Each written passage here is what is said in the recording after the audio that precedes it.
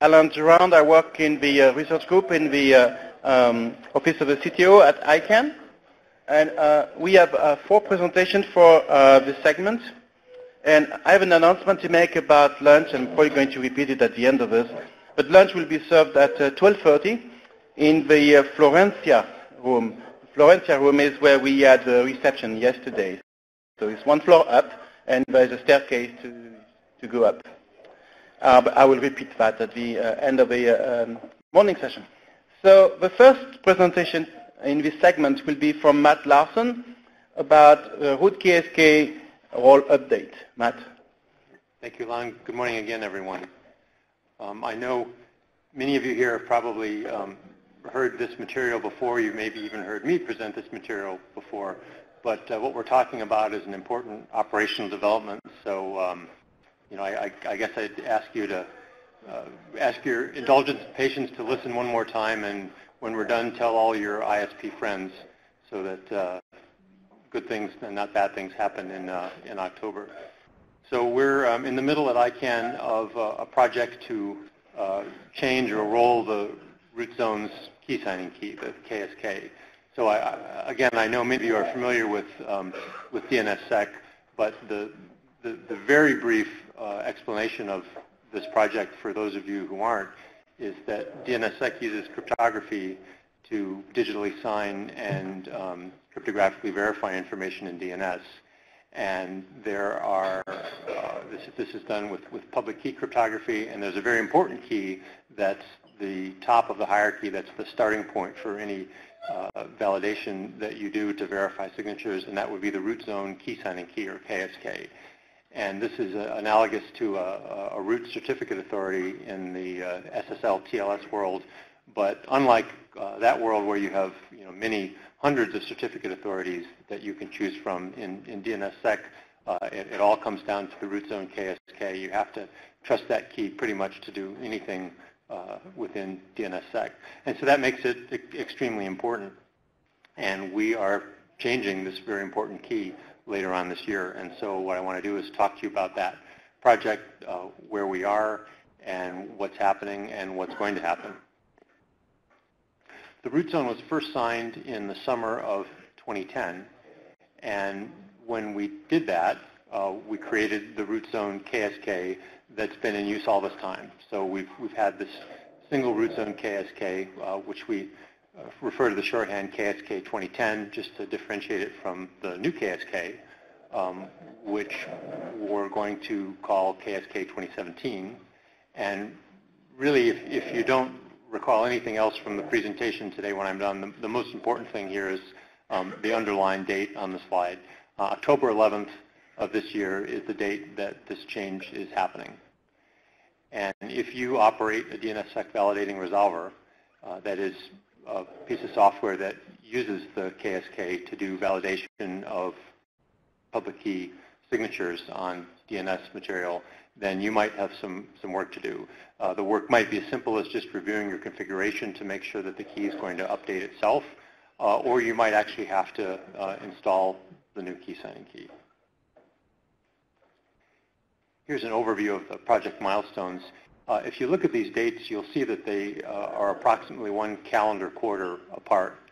We're taking a very conservative approach to this project. The root zone KSK is actually used once per quarter in a secure ceremony where the key is brought out and used to sign zone signing keys. I'll spare you the complicated details of the administration of this key, but the important point is that under the normal operations, the root key signing key is used once a quarter. And when we designed this project, we're very deliberately following that quarterly cadence, so we're not doing anything in a rush manner. We're not doing anything out of sequence. The milestones for the KSK role fit with the normal administration of the root zone KSK. So the new KSK, KSK 2017, was created in Q4 of last year in October, so that's been done. The KSK actually lives in 2 separate facilities. ICANN operates 2 key management facilities that are called, one on the U.S. East Coast and one on the U.S. West Coast. So the key was created on the U.S. East Coast in Q4 of 2016, and then it needed to be installed in the equipment so it would be redundantly stored in the West Coast, and that happened in the Q1 ceremony 2017. And at that point, once the key was then in two places, we're calling that operationally ready. So we could count on the key because it's now redundantly stored.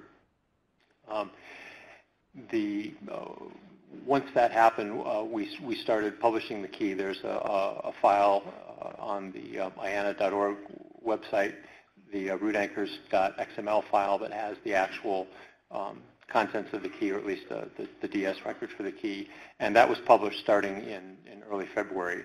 The key itself actually gets published in DNS for the first time coming up not too long on July 11th. And then the big day, again, the date that I need to draw everyone's attention to is October 11th. That's the date when we actually stop signing with the KSK 2010 and start signing with KSK 2017. And that's the date that everyone will have to have their configurations changed, or you'll have great trouble with DNS resolution for anything that's signed.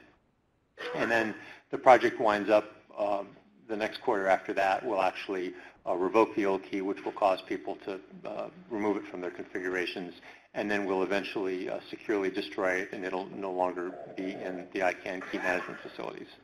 So that's an overview of the project. Again, October 11th, 2017 is the day.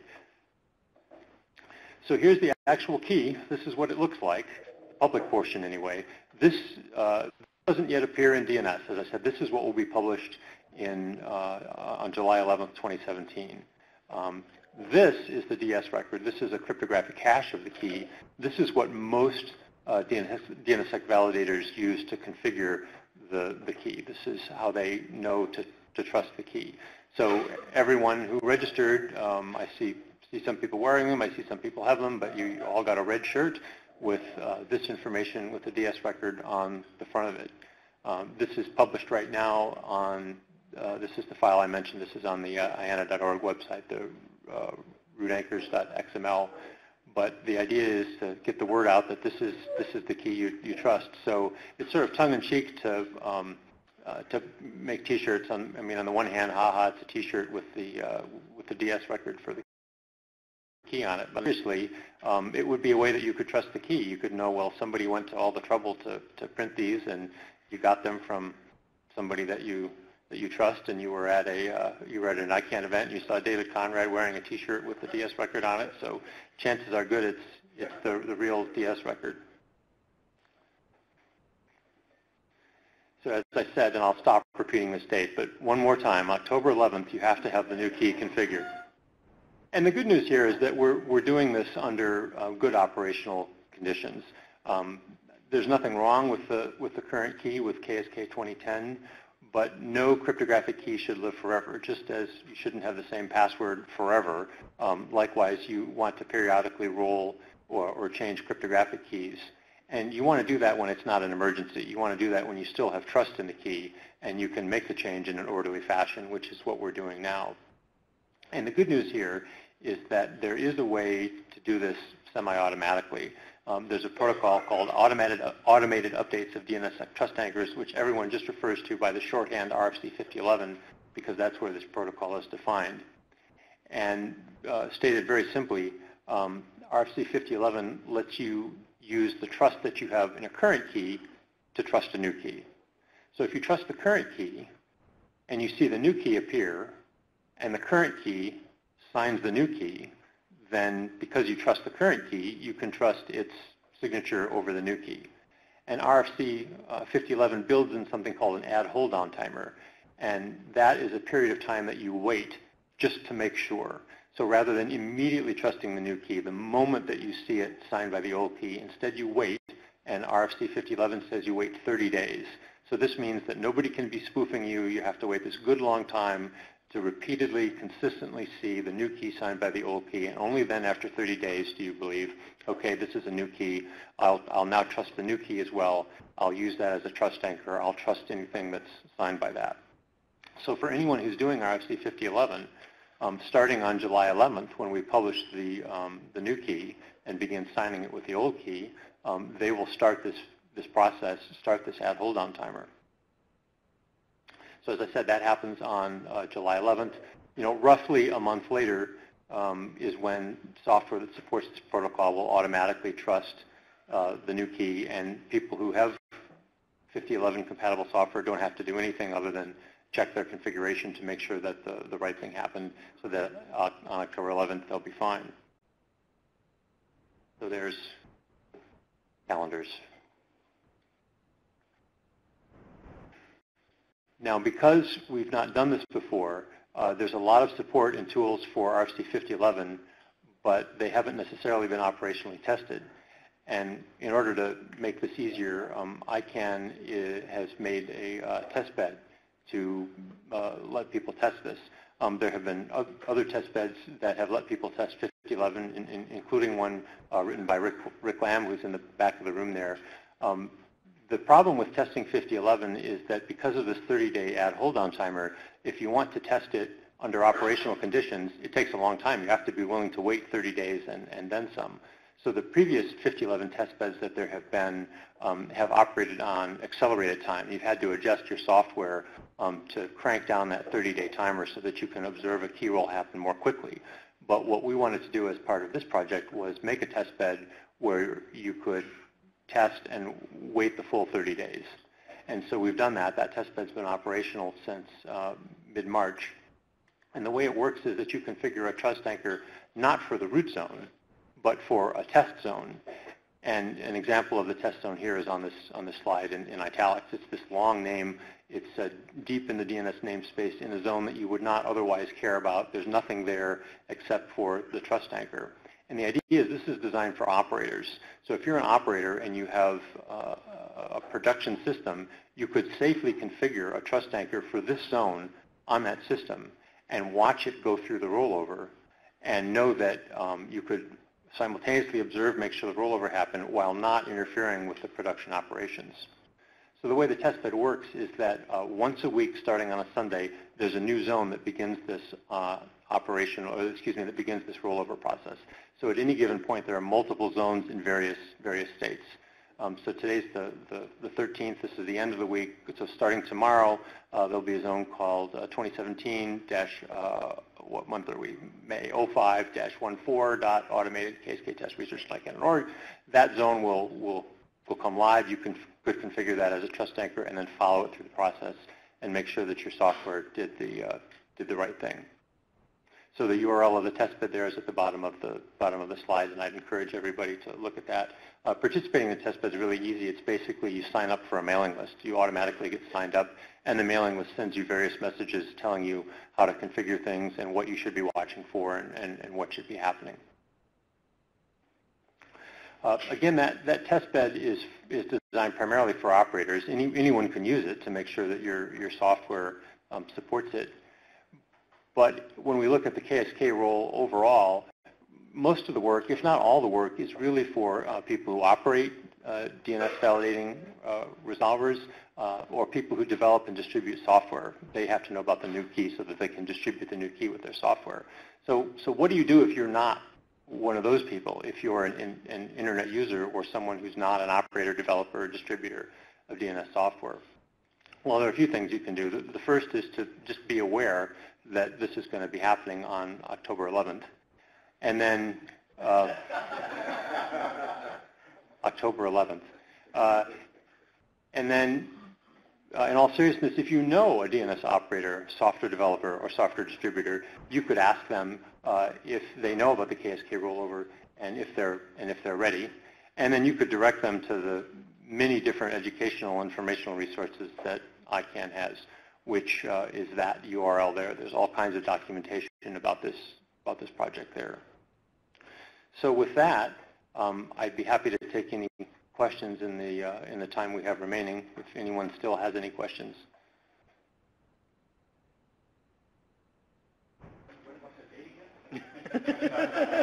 Roy is trolling me and he's trying to get me to say October 11th, 2017 again, but I'm not going to do it.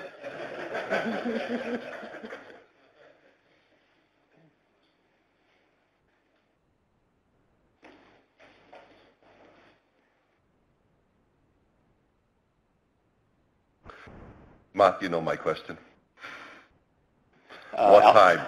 Oh, what time? Okay.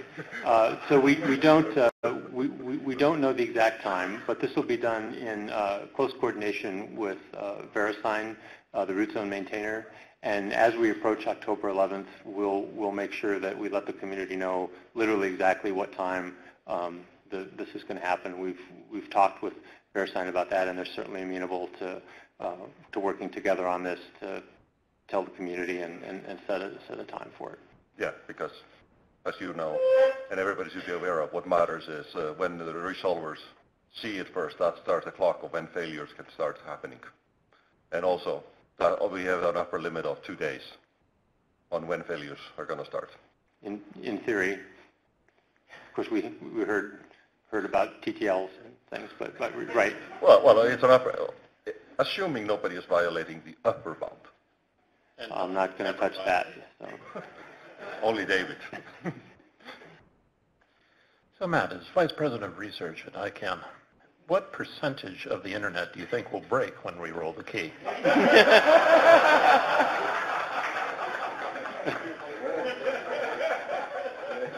I sense this could be an inflection point in my career right here.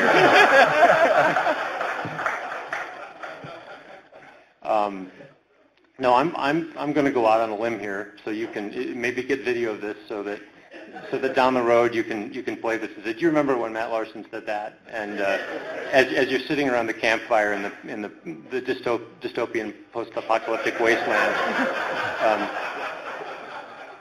But I'm going to go out on a limb and say that I really think this is going to be uneventful for 2 reasons. First, I think we have multiple camps here, right? We have very large operators, and there's, oh, thank you, someone actually is recording it, great. So we have very large operators like Comcast and Google, and there's no question but that they know that this is coming. And a great deal of the DNSSEC validation that's happening worldwide, Jeff Houston can tell us about this, the vast majority of it is Google Public DNS. And we know that Google will do the right thing. We know Comcast will do the right thing. So we're covered there. I think it's possible that there will be very, very small ISPs. You know, maybe somebody set up configured DNSSEC validation. Maybe that person forgot about it, or that person has left. You know, I think it's possible there could be small pockets of people who've turned on validation and don't realize or don't remember. But I think that the big operators, the people who are responsible for the vast bulk of validation, you know, they have the message, and I think it's going to be okay. I'll say right into the camera. Roy? One last question. Since we're in the habit of trolling, I remember you started out by saying this T-shirt that people can wear, that you can actually use that as the proper DS record. That's correct, right? Absolutely. That's the whole point of the T-shirt, is to be one more way. Perfect. So if we have, I don't know, someone from the executive team currently with that T-shirt on, I think we should take a picture.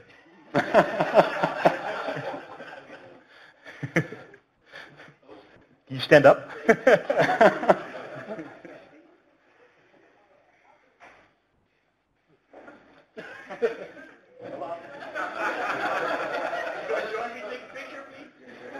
Roy, I've enjoyed working with you at ICANN.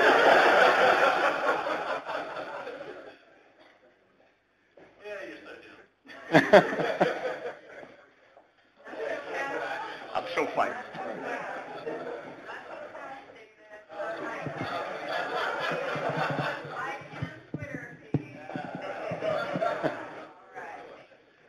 Okay, I know we're over time. Why don't we take one last question, please, Davey? Thank you. Davey from BI. And I would like to ask, analyze, similar to the question of David Cron, is the analyze of the impact of large packets. I mean, when roll the key, the size of the response were increased, right? Have you done any experiments on the analyze of how the impact? Because I have a division on the Yeti experimental test bed. We use the Athenes probe to dig with DNS with the UDP, and we observe that statistically there some failures from the large packet, because we use the intentional designed large packet more than 1900. So do you have any response to the concern on the large packet cost line? Well, we do. The really short answer, since we're low on time, is that we have looked into that. And in fact, my colleague Ed Lewis is going to be talking about a presentation that's not exclusively about that, but that he's going to talk about that later today. Okay. Touch on that. So, all right. Thank you. Thank you, Matt. So October 11, right?